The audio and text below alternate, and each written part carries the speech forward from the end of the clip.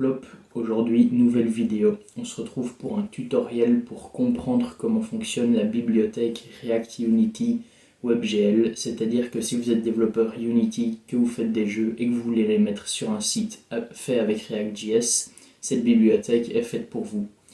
Cette bibliothèque, elle permet de prendre votre jeu Unity et de le mettre sur un site, donc vous pourrez jouer à votre jeu via ce site, mais elle permet aussi de mettre des communications entre React et Unity et vice versa.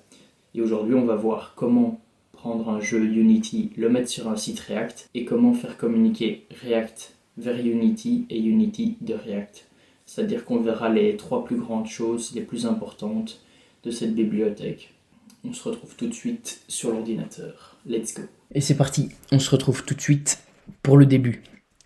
Première chose à faire, c'est aller sur le site de React Unity WebGL pour un peu voir la documentation. Actuellement, on a la version 9, mais les versions antérieures fonctionnent aussi correctement. La première chose à faire, c'est de l'installer. Donc, vous pouvez l'installer dans votre projet React avec la commande npm install React Unity WebGL. Une fois que vous avez ça, vous pourrez l'utiliser. Commençons par la première chose. Tout d'abord, il vous faut une application React. Moi, elle est là. Dans cette application React, vous avez tous les trucs classiques, vous avez un dossier public et vous avez votre petit app.js. Moi, j'ai déjà mis tout le code et donc je vais vous l'expliquer un par un, mais il faut qu'on fasse ça dans l'ordre pour que ce soit bien clair. La première chose à faire, c'est d'importer le jeu Unity dans le projet React. Donc pour ça, il faut avoir un jeu Unity et moi, il se trouve juste ici. Concrètement, le jeu, il y a quasi rien, hein. En fait, c'est même pas un jeu, c'est juste un projet Unity.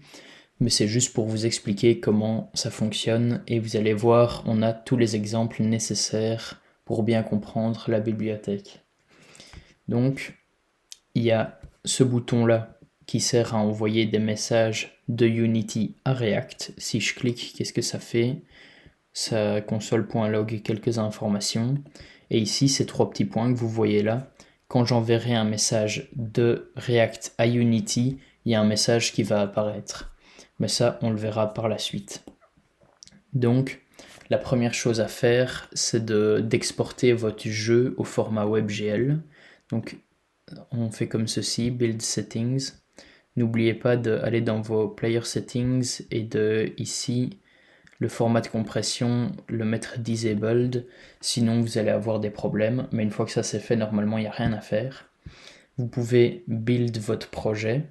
Et une fois que vous l'avez build, vous pourrez mettre l'export dans votre projet React. Donc moi ici, on se retrouve dans mon projet React et vous voyez bien que ici, le format WebGL, ce que j'en ai retiré en exportant mon jeu, je l'ai mis ici. Donc vous avez un dossier build, un dossier template data et un index. Le seul truc qui est important, c'est le build et les fichiers qui sont dedans. Mais soit, donc vous avez votre export qui est dans le dossier public. Et là, nous, on se retrouve dans app.js, mais foutez-le où vous voulez, c'est pas très important. Et on doit import le use Unity context qu'on va devoir utiliser pour pouvoir créer notre composant avec notre jeu. Et ça s'utilise de la manière suivante. On peut aller le voir dans la librairie. C'est juste comme ceci. Et moi, j'ai rajouté quelques variables qu'on va discuter par la suite. Donc voilà, vous importez Unity Provider et vous utilisez la méthode useUnityContext. Ce sont les 2 choses qui sont importantes pour le moment. L'URL, c'est un peu plus compliqué. Il faut prendre le chemin relatif de là où vous êtes, donc le fichier app, et aller jusqu'au dossier public. Et une fois que vous l'avez, vous mettez le nom du dossier de votre export, puis le dossier build comme on a vu, puis le nom des fichiers, et vous mettez bien le bon nom. Donc le fichier loader.js, c'est loader URL ici, etc. Et une fois que vous avez ça, vous allez pouvoir utiliser votre Unity Provider et de le mettre dans un composant Unity que vous avez import ici. Et vous pouvez aussi jouer avec le style si vous voulez, mais c'était pour que ce soit plus lisible. Mais donc, vous avez cette partie de code, et une fois que vous avez ça, vous pouvez utiliser le composant Unity avec votre Unity Provider. Et sur le site, regardez ce que ça donne. je refresh mais ça va pas changer grand chose, vous allez avoir ça qui apparaît. Donc c'est exactement le jeu que je vous ai montré tout à l'heure. On a les 3 petits points et on a le bouton que je vous avais montré. Et j'ai aussi ajouté un bouton ici, c'est pour envoyer des données de React à Unity. C'est la prochaine chose qu'on va expliquer maintenant dans cette vidéo. Donc ça se fait en plusieurs étapes. Il vous faut un événement qui va trigger l'envoi des données. Donc ici, moi j'ai fait un bouton.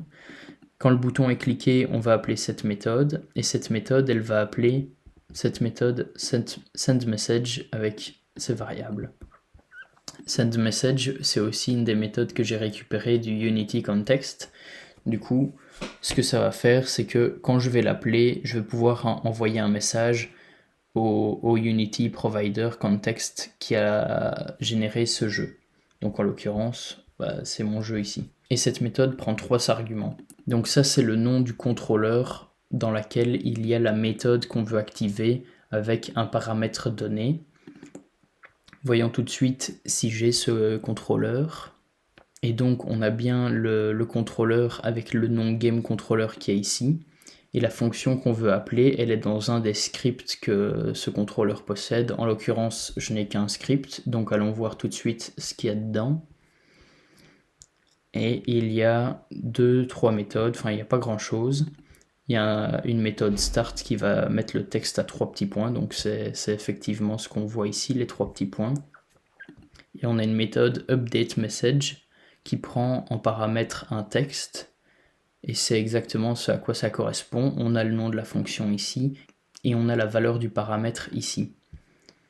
Donc ce que ça va faire, quand je vais appuyer sur le bouton Send Data to Unity, ça va activer cette méthode qui va aller chercher cette fonction dans ce contrôleur et qui va lui donner ce paramètre. Et dans Unity, qu'est-ce qui va se passer?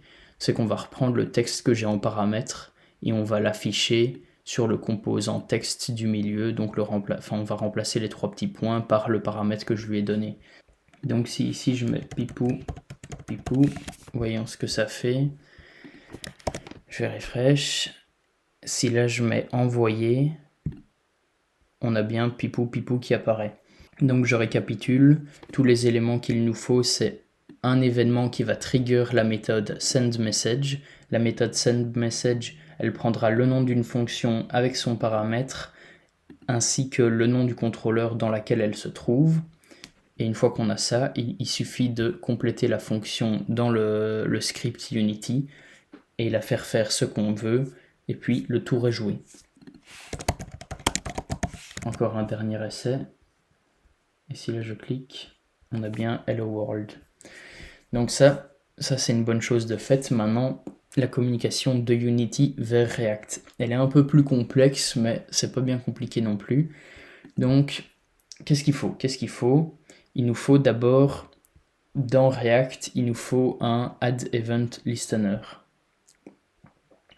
Ce Add Event Listener, on l'a aussi cherché de la librairie React Unity WebGL dans ce code-ci.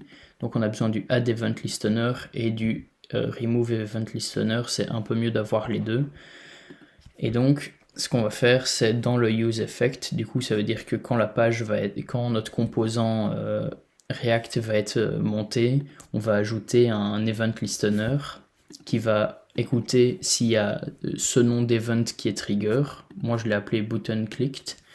Et si cet event est trigger, on va appeler la méthode handle unity button clicked que moi j'ai mise ici. Et dans cette méthode, on doit utiliser un callback. Si vous voulez en savoir plus, vous pouvez toujours aller voir la documentation de React Unity WebGL. Et donc cette fonction qui va réagir au trigger, ce callback, il va prendre des arguments. Ça, ce sont les arguments que vous voulez envoyer de Unity à React.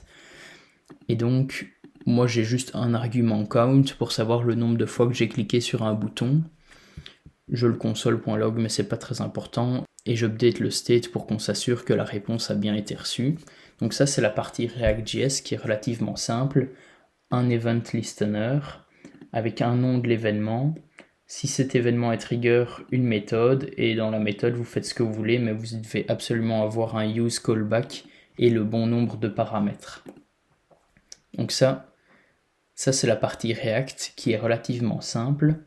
Dans la partie Unity, qu'est-ce qu'il y a? La première chose, c'est d'aller créer un dossier plugin dans votre dossier asset. Et dans ce dossier plugin, vous créez un dossier WebGL. Et là-dedans, vous pouvez créer un fichier react.jslib. Encore une fois, si vous voulez plus d'explications, allez voir dans la documentation. Et là, vous avez ce morceau de code à rajouter. Ici, vous avez le nom de l'événement qui correspond à une fonction. Et cette fonction, elle va trigger l'event button clicked ici. Donc ça, c'est le nom de l'event. Et ici, ça va reprendre des paramètres. Si vous voulez les paramètres texte, tout est affiché. Et donc, on a tout ce qu'il faut ici. Si vous voulez du texte, il faut rajouter ça. UTF-8 toString. Et ça fonctionnera. Mais si vous voulez juste transférer un int, ça ira aussi. Et donc, on a ce code un peu bizarre qui reprend le nom de l'événement, ici le nom de l'événement et le nom des paramètres. Ainsi que si c'est un int, il n'y a rien, mais si c'est un string, comme je l'ai dit, il faut que vous mettiez ça. Et une fois qu'on a ça, on peut aller s'attaquer au code dans le script Unity. Vous devez ajouter cet import. C'est pour pouvoir lancer les événements. Vous devez ajouter ces lignes de code. Je ne sais pas exactement ce que ça fait ça, mais ici on définit la méthode qu'on a mentionnée précédemment dans ce morceau de code. On met les paramètres, n'oubliez pas, c'est important.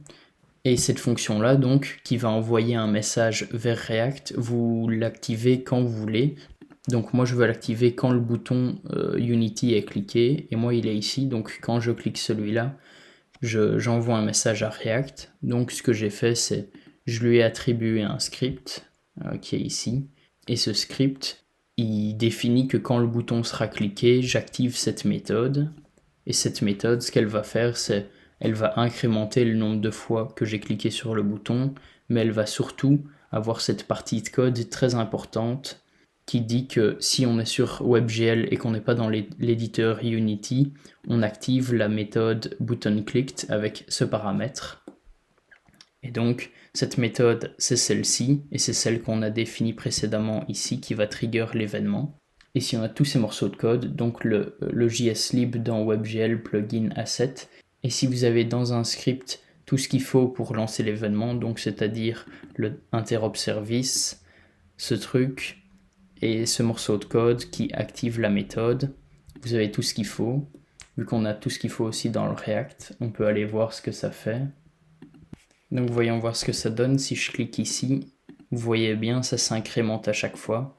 Parce que quand je clique, il y a la variable count qui est incrémentée dans Unity. Et cette variable est envoyée jusqu'à React, et donc React peut l'afficher.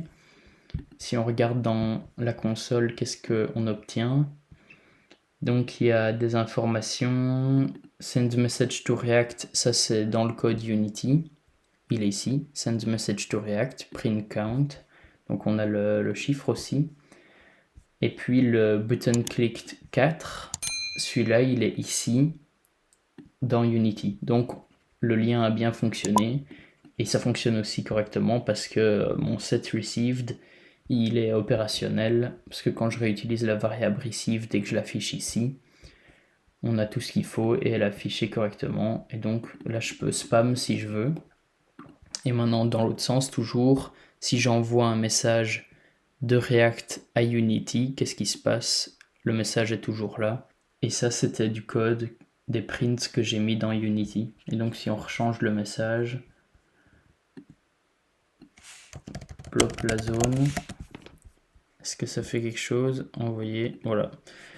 Donc il y a moyen de faire du contenu beaucoup plus qualitatif, mais là vous avez vu tout ce qu'il fallait pour pouvoir créer absolument tout ce que vous vouliez, donc faire les jeux dont vous avez besoin, les mettre sur React, et une fois que vous avez ça, vous pouvez faire la communication la plus optimale avec les meilleures informations dont vous avez besoin, dans un sens ou dans l'autre. Et c'est déjà la fin du tutoriel. Si ça vous a aidé, n'hésitez pas à liker, commenter, vous abonner. Si vous avez d'autres questions, n'hésitez pas soit à les mettre en commentaire, soit à aller regarder la documentation. Je vous mets les liens en commentaire. Et à plus dans le bus.